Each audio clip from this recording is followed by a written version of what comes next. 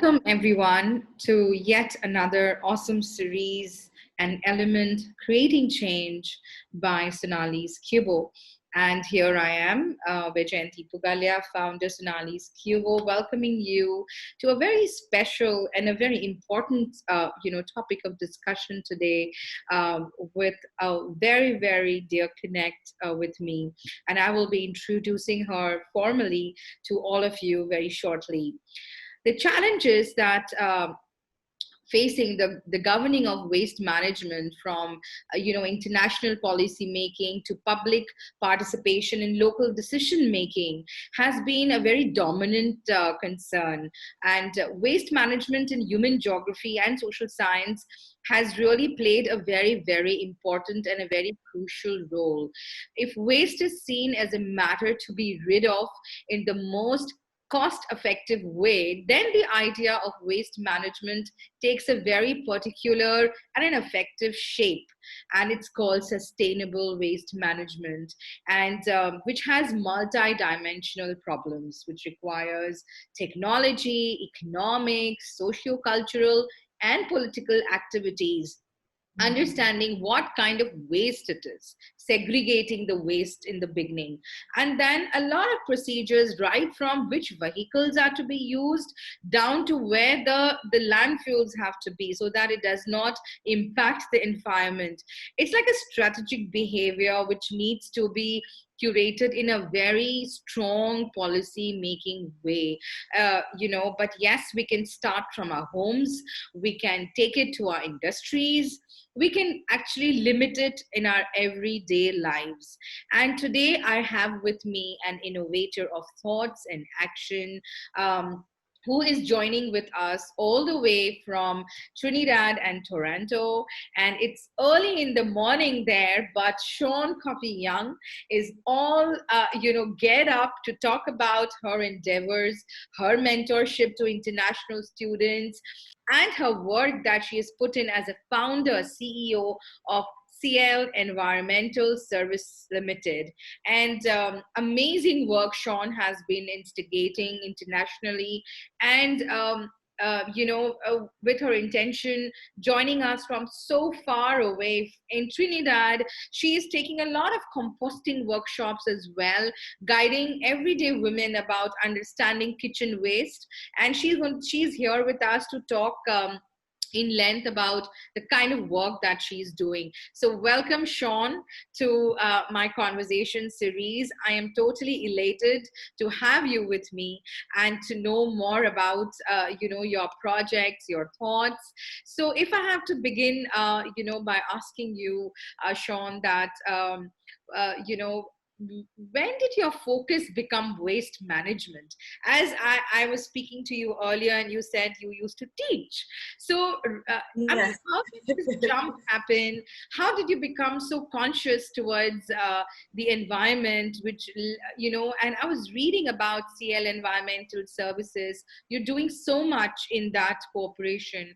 So would you like to tell the viewers and to me about, firstly, if I want to trace back your journey, how did waste management started to interest you? Well, hello everybody, and thanks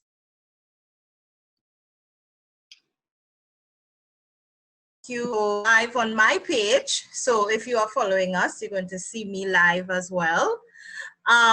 So how did I get started in waste? Well, funny / weird / ew story is that when I was 10, so we have a number of beaches here. I do live in Trinidad and Tobago, which is in the Caribbean. We have lovely beaches. So my dad would take my brother and I every vacation to school, so July or month to the beach.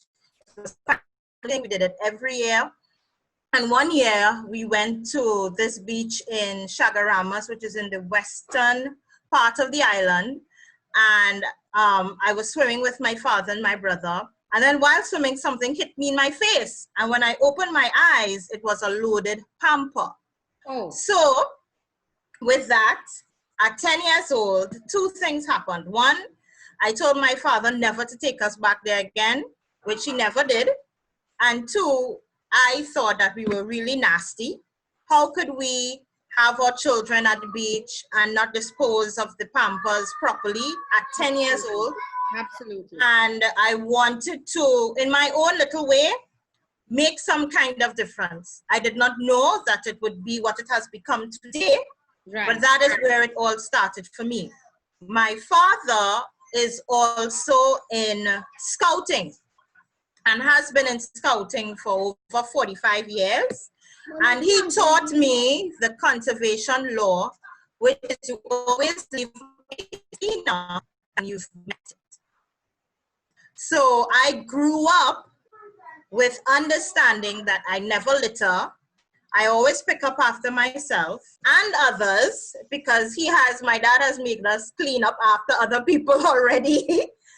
And so it's something that it's within my build, my structure, my thinking.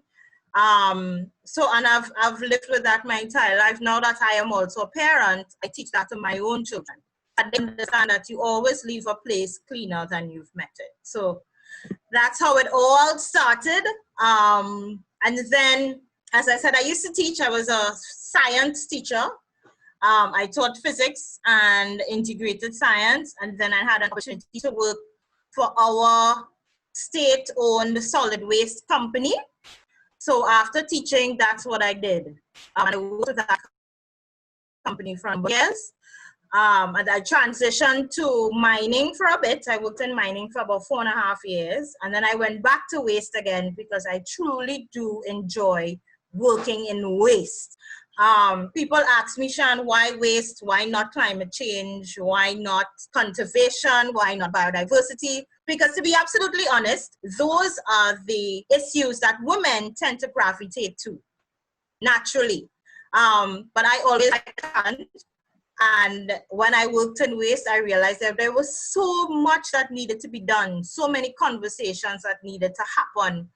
At very levels, you know, and I really wanted to be a part of it. I wanted to add some innovation, some different dynamics to the mix. And that's why I started Siel Environmental to begin with. So I have to ask you, Sean, the way you said you were hit by this, unwanted, alien object in the ocean while you were at the beach. So if I can put it, is it like every human being has to be hit with something which is not intended with, to get conscious about the environment, about waste? Because it's like, you don't have that on your head, Right. You don't feel it like you became conscious, and at the same time you did not want people to experience what you experienced as Correct. a conscious mother. You wanted that your children understand about littering, and they don't have any fatal accident because of such a thing. So yes, you started with your Siel Environmental Services. So can you tell us, according to you, what is waste? What is waste, Sean? Because I'm sure even if we can say anything that we don't want is a waste, but as a conscious mentor, if I have to ask you, what is waste? What would you tell me?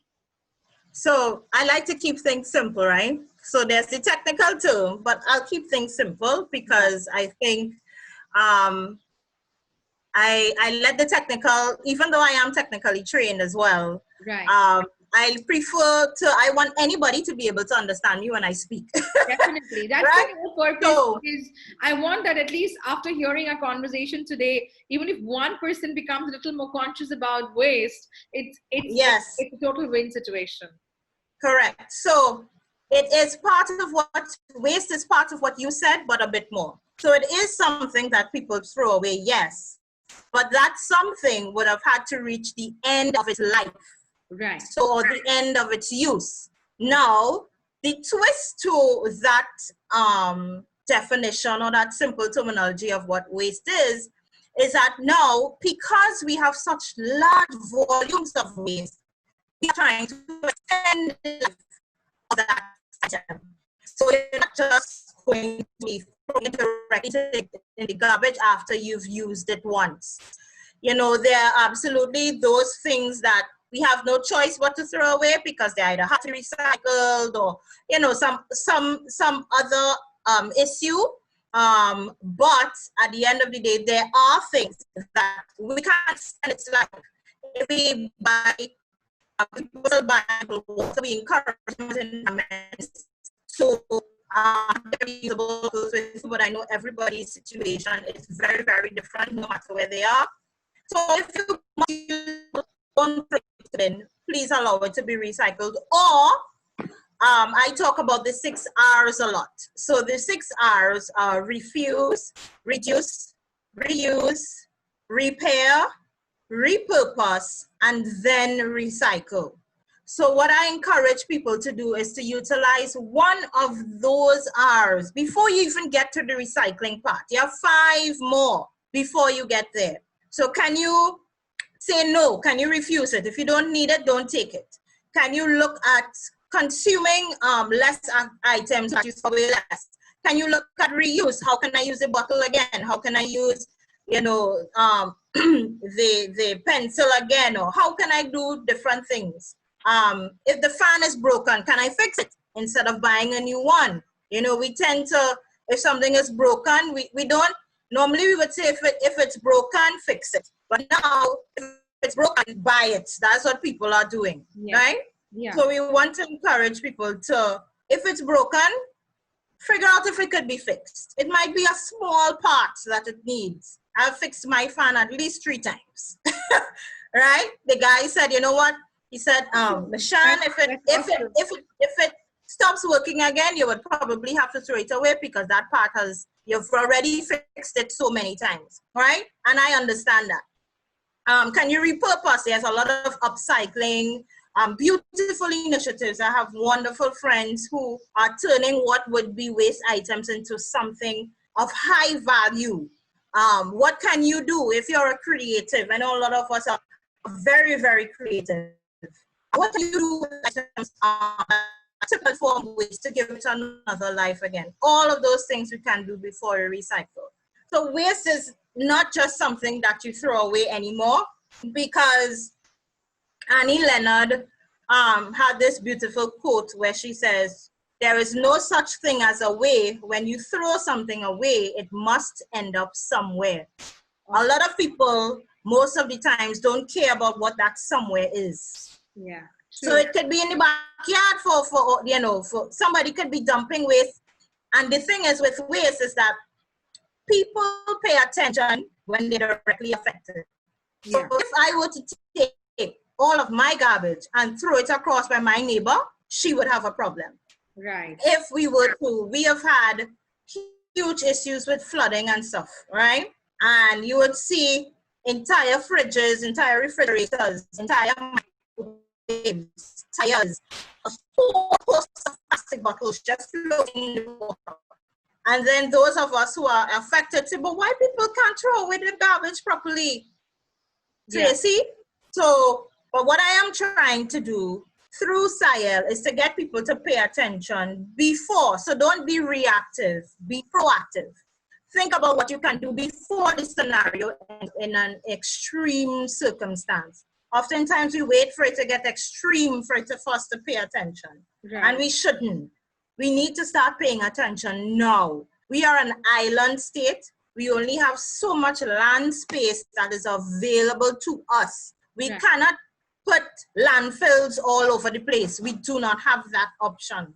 So therefore we have now no other choice but to pay better attention to what we are doing with our waste. We've become a people of convenience. This is easy, and I don't want to do this, so I don't want to do that. But at the end of the day, you are creating far more garbage now. And the waste now has changed because we have technology. So now we have flash drives and things that we didn't have years ago. True. Where does all of that go? So those are the things that we have to, because you shouldn't be dumping your e-waste or electronic waste. You shouldn't be dumping things like that. Right. You know, you shouldn't be dumping your harsh chemicals, bleach and stuff that you're using to clean. That should not you know, so we have to start paying attention. I know the things that I want to do today. That is, I know that we are limited by the different waste receiving mechanisms other than our state agency. We do have some constraints there, but I tell people, though we have constraints, there are still things that you can do. So it's the same thing in India. Though you guys have constraints, there are still things that people can do. I know. You're very right, Sean. And for the viewers who've just joined us, we have Sian Cuffy Young, who has joined us all the way from Trinidad and Tobago. And here she is discussing about how she has become an international mentor on waste management, how she is teaching composting, how she is working wonders with her company, her organization, Siel Environmental Services Limited. So Sean, if I have to ask you a little bit more in length, like you've been able to explain about waste, you've explained to us about the way a mindset should be, that we should initiate the consciousness before the problem arises. So what is that you cater to in Siel Environmental Services? So what does your work actually involve? Okay, so I'll go a bit historically and then I'll tell you where I am now. So when I just started Siel, of course, one of my key foci still is behavior change and getting people to, because I studied behavior change, specifically environmental and waste management issues with the University of Tennessee. And, you know, I was really focused on, and I still am asking people to change their behaviors. So as I say, the mission of Siel is to transform the way you think and act towards waste. That is our mission. And in the beginning, I was doing a lot of collection work. So I actually started collecting recyclables from schools, from homeowners. In the very beginning, I wasn't able to do it. So I did it. I did not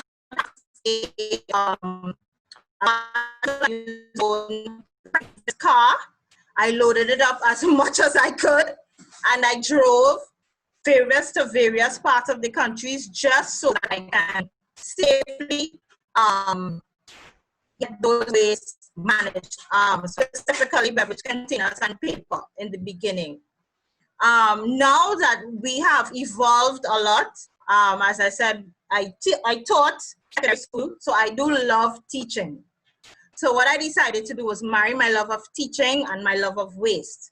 So hence waste education and literacy.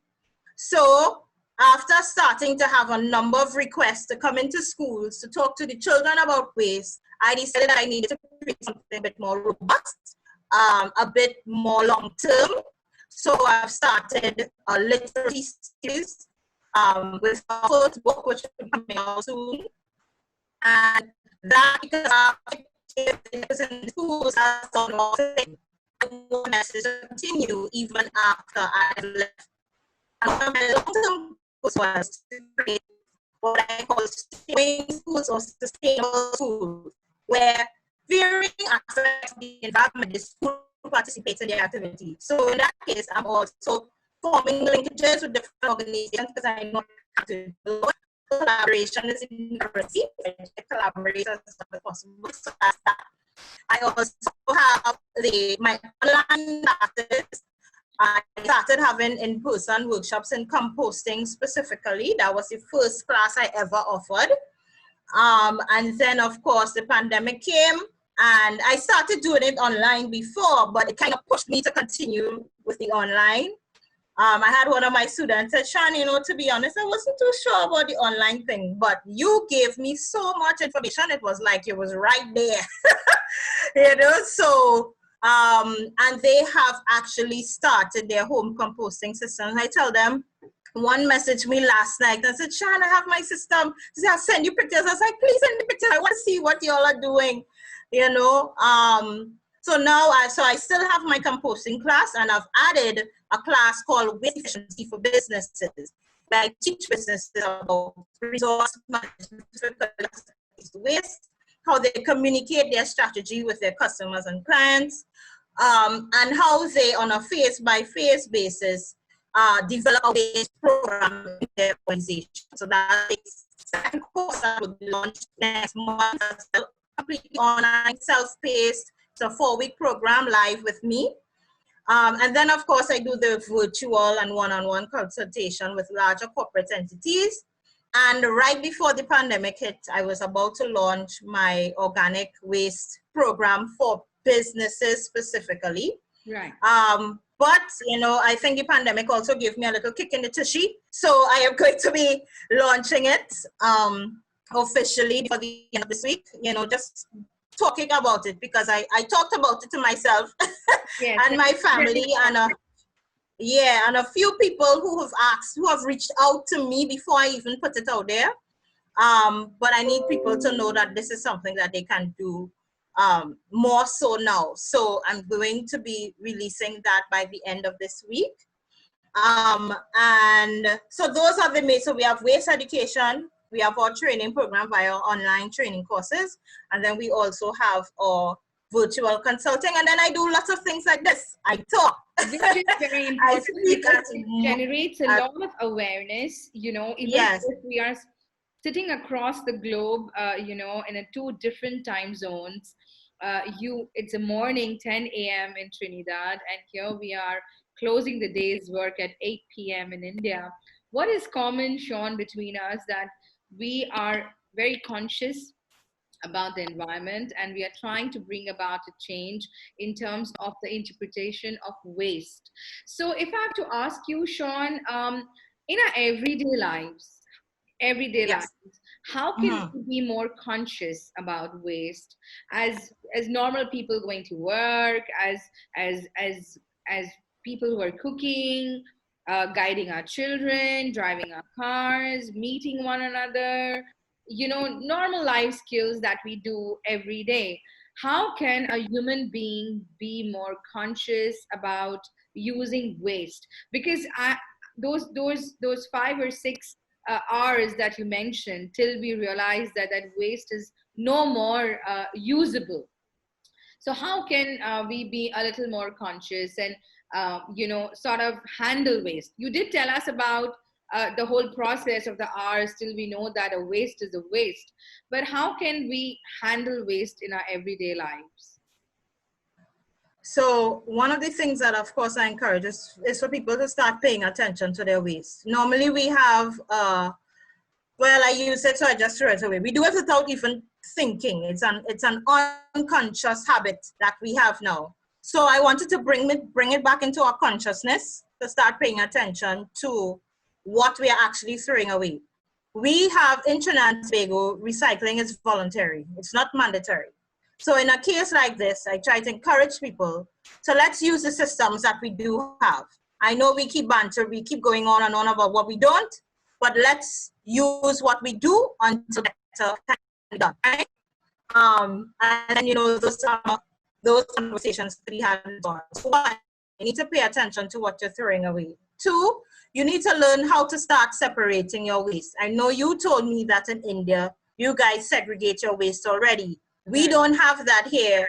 It's not a requirement at the household. It's not a requirement at the household level. So yeah, even we don't do at a household level, but yes, publicly we are definitely, you know, segregating the waste. But it's important to do that at a house level also, but we are not doing that. So if you could tell us something about that. Right. Okay. So for us, and for you guys there too, and for those that are, because I know in different countries there are some systems that are in place and there are others that may not be. So I ask people to start in 2 basic areas. One is the separating of your beverage containers, because we have a program in Trinidad that allows us to separate our beverage containers. So plastic bottles, glass, cans, and Tetra Packs, which are the juice and milk boxes, right? Yeah. Because we have that system, you can start doing that activity. That's one. And then the second thing is taking out your organic waste and learning how to compost. Yeah. which we will get 20, to in a very right, brief way towards the end of today's right. talk. Because So, not in detail, but in little, I would want the viewers to know about. right. So, because for us in this part of the world, it has been proven by many, many different studies, even the last waste characterization study that was done here 10 years ago, that the majority of our waste is organic. So if we can start, and even at the household level, the majority of the waste is organic, followed by plastics, followed by paper. Yeah. So if we just look at those two things,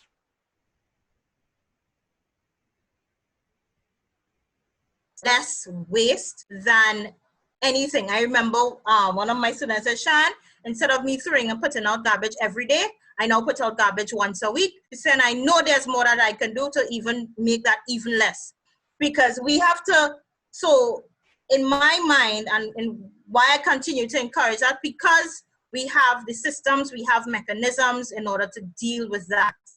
The other thing that I see our ministry is harmful household chemicals. So like the Amazon and disinfectant, all of those things. That's part of our waste stream that we need to start paying attention to as well.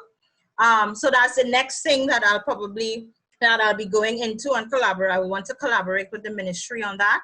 Right. But you see those two things, Vayjayanti, learning how to separate your waste by its type, Yeah. beverage containers first, and learning how to compost. Those are the simplest and easiest steps that you can start to get yourself going.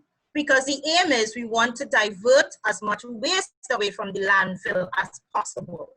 So if we can start at source, which is our homes, we'll be A-okay. Yes, that's very correctively said. What you just said right now, Sean, is that we need to be able to send the minimal waste to the landfills, because at the end of the day, that does create a lot of environmental hazard. That is the dumping at the landfills. It is definitely not cost effective. So much of labor goes on it. Can you just in one or two lines tell the viewers that if we are not conscious and we do not sort of simplify the waste at the ground level, at our homes, offices, and we sort of minimize the amount of waste that we are sending to the landfills, what difference can we make to the environment?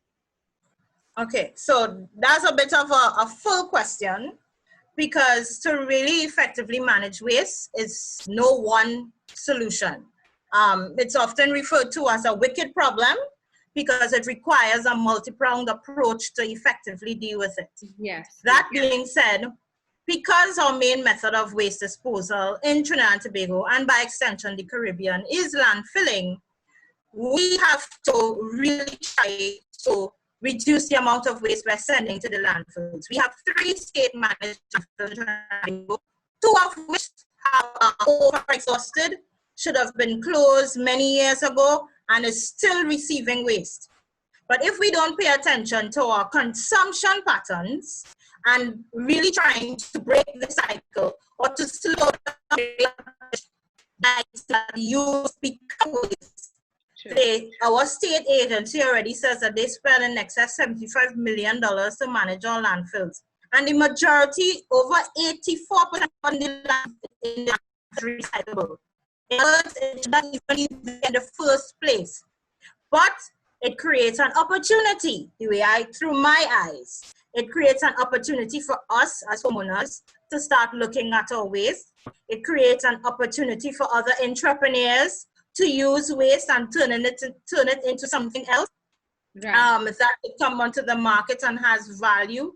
It allows the businesses who create waste in larger amounts to become more waste efficient and cut down the amount of waste that they are generating. So at the varying levels, there is a place for opportunity and there is room for improvement. So if we don't do that, we will run out of space. We have already. We have to start doing something differently now. We will be soon reduced to 1 landfill. that they're trying to convert into a sanitary engineered site. And then we may have other options coming into the fray. However, if we that 84% that is ending up in our landfills that don't need to be there, Right. if the homeowners, the entrepreneurs, business owners, innovators can come up with solutions. Because as I tell people, we have a number of problems, but not enough solutions. Right. I can't do it all. I cannot do it all by myself. So we need more players to come in to really help to create a very conscious environment about waste and not wait for us to get older and talk about it. It's very important to bring that consciousness at school level with children. So what is your thoughts on the same about talking about waste management? And don't you think that it should actually be taken up in the form of projects and talks, wherein children are coming forward with solutions and maybe constructive communication over waste management at different levels, junior school, senior school. So, and you being a teacher initially, so what are your thoughts on children and their connectivity to waste management? Because at the end of the day, they are the future. Correct. And I think that children are powerful agents of change, and they are the ones that are going to benefit from what my generation before me are doing, excuse me, and how it pertains to waste and the environment. I want, as a mother, I ask myself, do I want my children to be able to go to the beach and enjoy themselves without having the experience like I had? Do I want them to be able to go hiking and just enjoy all that nature stuff without eating garbage on the ground? So that's what I was not only communicate the house, but also communicate because they are the inheritors of the earth, and we have to make sure that our actions, and that is truly what sustainability is. It is meeting the needs of the present without compromising the needs of the future. So we have to make sure that whatever we do now, yes, we're trying to meet our own needs. What does that mean for children or grandchildren and the generations that, are coming behind us? So for me, it is about teaching that the waste heroes so that they know that they have the power within themselves to do what is right when it comes to their waste. And to encourage their mummies and daddies, because children have very good memories. If they want something, they'll keep on you and keep on you and keep on you. They'll never forget. So to use those things and to encourage their little friends, their mummies and daddies, aunties, uncles, cousins, their family in general, to do the right thing, to not litter. Things. And for me, I still have to talk about littering because we still have it going on. I wish I did not have to tell people to stop littering, but I still have to do that. Yes, and I think even in India, it's the same thing, Sean, because there are people, as I'm sure you see it on the internet, India does need a very conscious approach, and it needs to start with every individual. Our Prime Minister also has started with a movement called Swachh Bharat, which is all about, being conscious about the environment, because at the end of the day, it is where we are going to be seeing our children grow. One very important question which the viewers have been asking me is, because you have so much of knowledge about composting, and there is so much of kitchen waste in India, Sean, because we love to cook. We have different vegetables, we have so many different kinds of peels, from onions and potatoes and the green peels. Yes, we have plastics too. We have paper. Yes, but then if I have to just ask you to guide us with a little bit of some composting tip as to what we can do with it and how it will help us generate, it will be very helpful. Yeah. So so let me say it this way. One, I was going to say while you were talking in terms of you guys like to cook, there is a show I like to watch called Grandpa Kitchen. Okay. which Is it for Indian is cuisine? comes from India, Okay. right? Okay. Where the grandfather's passed, but I think his son or his grandson, I'm not sure, has carried on the tradition of cooking in large quantities and donating food to orphanages and stuff like that. So Yeah. that's one of the shows that I like to watch. But another thing, of course, too, I know compared to us, I mean, Trinidad and Tobago could fit in India. I can't tell you how many times.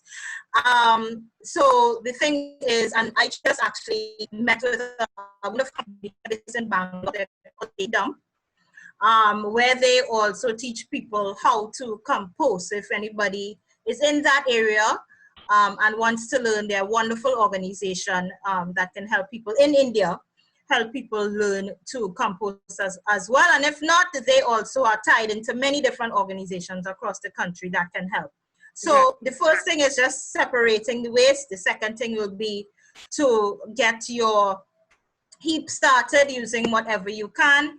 You must have your right mix because you can't just come. And I tell people the difference between composting and decomposition is that organic waste comes from the earth. It will return to the earth, meaning it will decompose naturally. But composting is the marriage between what is in your kitchen and what is in your yard.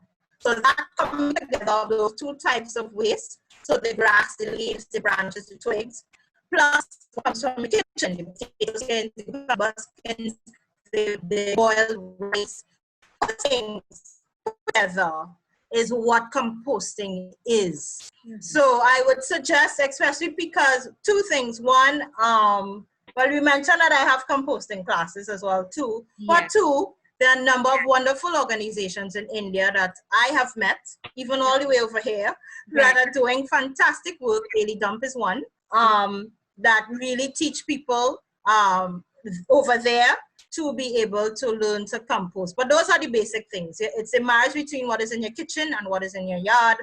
And the coming together is what makes compost happen. That's awesome. I know this is very elementary, and I'm sure the viewers would want to know about the correct combination. And yes, you did explain very correctly the difference between decomposting and composting. Oh, you're feeling hot. That's yes. So it's hot over here, but that's okay. That's okay. Okay. When I get excited, my whole body is involved. So that looks and come forward, and it shows how passionate you are about your work. And yes, viewers, you can be in touch with Sean also through her Siel Environmental Services and on her Facebook and her Instagram accounts, where she keeps taking these composting workshops, and wherein yes, I'm sure even from India as a digital workshops you can be a part of it. And there, as Sean said, they're basic workshops, but they would be very, very informative, and we would know actually how to create that heap wherein we can create the perfect composting and making organic waste to grow the plants at home, which is absolutely correct. The next that I want to know from you, Sean, is that you are working as an international mentor. What can you tell? Like, what kind of outreach do you give to them? What kind of connectivity and collaborations are you in, or do you instigate? Yeah. Okay, so what it is that I am a mentor and subject matter expert for waste entrepreneurs who are based in the East Africa. So there's an organization that I'm working with called the Shared Value Hub. And they have, and soon I'm going to be extending that because my colleagues over there have asked me to help, to help them and to give up my time. So what essentially it is that they've got business ideas. So what I'm essentially doing is giving them, some technical information, some story information about my own journey as an entrepreneur. Getting them to look at things differently, because I remember I spoke to a guy from Zambia, and he had, he's like, Richard, what happens if people don't listen to you? I had to express myself, as a sustainability professional. We face those things, we just talking and it seems like it's going in one ear and out the next. True. So he asked me, what are the strategies that I have used to get people to come across to the good side, as I put it. So just ready to continue to encourage them to use my own story and my own journey as a teaching tool as well. So they don't necessarily have to halfway, they don't necessarily have to make the same mistakes that I did, but recognizing that they are unique in their own ways, and just getting them to see different perspectives, because I do have my mentor now. I before I met my mentor, I was actively seeking a mentor for almost 2.5 years, and I just couldn't find anybody. Eventually, so I'm now a part of the Sherry Blair Women in Business program, where they provide mentorship. So my mentor is through that program. So I encourage other women in business as well. If you're looking for a mentor, that's an excellent place to start. And she has a wealth of experience, and she truly understands. I'm glad I waited, because I meshed well. She understands my challenges. She's in the waste sector like me, but there are still some basic principles in business that she has been able to help me see and look at things differently, which I really appreciate. And as social entrepreneurs, we have a struggle with the mission work and the business, because we're so focused on making an impact all the time. Just when people want to make an impact, we don't tend to focus on business part too much. Yeah. But as I tell people, the money is what helps us to have more of an impact. So we have to focus on the money too.